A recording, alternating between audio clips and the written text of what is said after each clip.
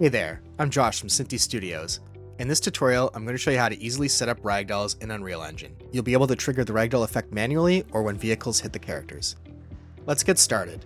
If we go to the Polygon military folder, we can see that there's a blueprint folder under it as well as a characters folder.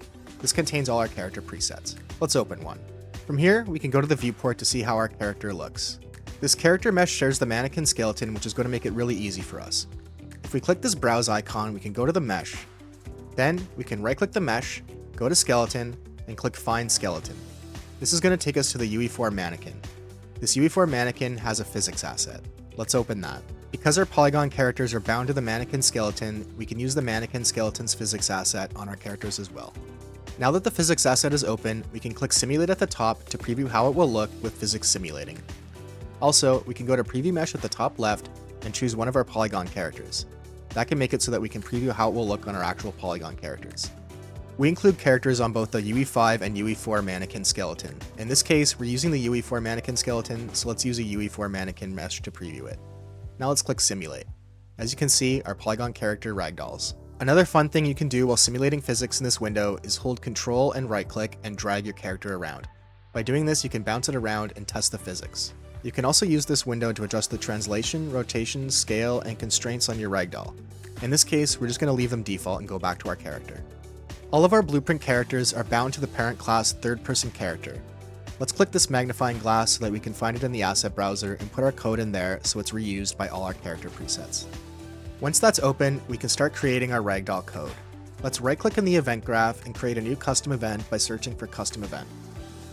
Let's name it Ragdoll. We're going to want this event to trigger stuff on our mesh, so let's grab our mesh from the hierarchy and drag it into the event graph. Let's drag off the pin of our mesh and search for Set Collision Profile Name.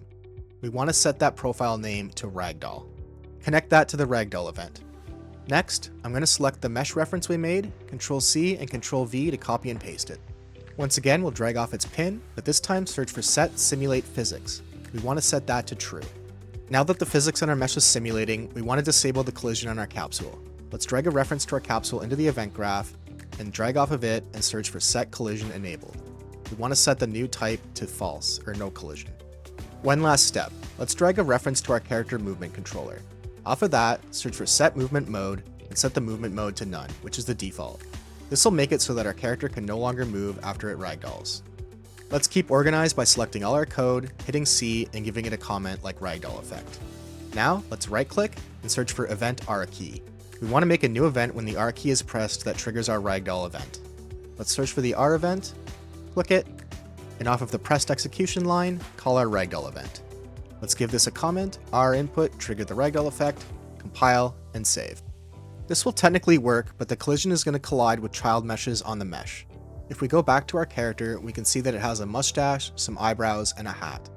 Let's select all of those, set the collision preset to None, or no collision, and then we can compile, save, and give it a playtest. Run into a better position, and once we're ready, we can press R, and as you can see, it triggers the Ragdoll effect. Dignity not guaranteed. Now, as you can see, we have a large collection of characters, and you don't want to manually select every single mesh that we need to disable. So let's go back to our third-person character, drag a reference to our mesh in, and off of that, you get children components. Make sure you enable include all descendants so that we can get the children of the children, and then drag off the children output and search for a for each loop. Off of the array element output on the for each loop, we want to search for cast2 primitive component. This will make it so that it gets static meshes and skeletal meshes. Off of the output from that cast, we want to search for Set Collision Enabled. We want to set it to no collision. This will make it so that all the children meshes of the character mesh no longer collide with its physics and cause weird issues. We can now drag a different character into our default pawn class, and if we hit play, we can trigger the Ragdoll effect, and our character will ragdoll just fine.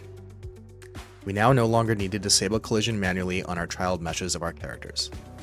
You might notice our character looks a bit depressed. That's because he died in a boring way without getting hit by a car. Let's add that next. I've selected a car in our demo scene. The first thing we're going to do is go to its collision. We want to change its collision from physics actor to vehicle. This will make it a bit easier to trigger up our vehicle collision Ragdoll code. The logic we're going to use is that when the vehicle overlaps the root capsule on the character, it will trigger the Ragdoll effect on the skeletal mesh. Let's go back to our third-person character. Once that's open, let's go to the viewport. we need to select the capsule and modify its settings. Let's scroll down to the collision. We can expand the collision presets and change it to custom. We need to make it so that the capsule overlaps vehicles, not collides, or not blocks. Then, we need to go to the character mesh. Again, we'll go to the collision section. We're going to also set it to custom, but this time we're going to make it so it blocks vehicles. This is so the capsule overlaps vehicles and the body mesh collides with them. Let's compile and save that, and then head back to the event graph. Let's again select our capsule component, and then search for the events. We want to get the event onComponentBegin overlap. Currently, this overlap event will only trigger when overlapping a vehicle, so it should just work. Off of the execution line on this overlap, let's trigger the Ragdoll event. Our character should now be set up to call the Ragdoll event when it overlaps a vehicle. Let's compile, save, and test it out. There's one more important step. We need to make sure Generate Overlap Events is on the vehicle. Now, we can drag some characters into the world in front of the vehicle to test out our Ragdoll effect. Let's do that now. I'll position some characters right in front of the vehicle, and then we can use Simulate to test it out. Let's press the Simulate button, grab the vehicle, and move it forward. Let's see what happens.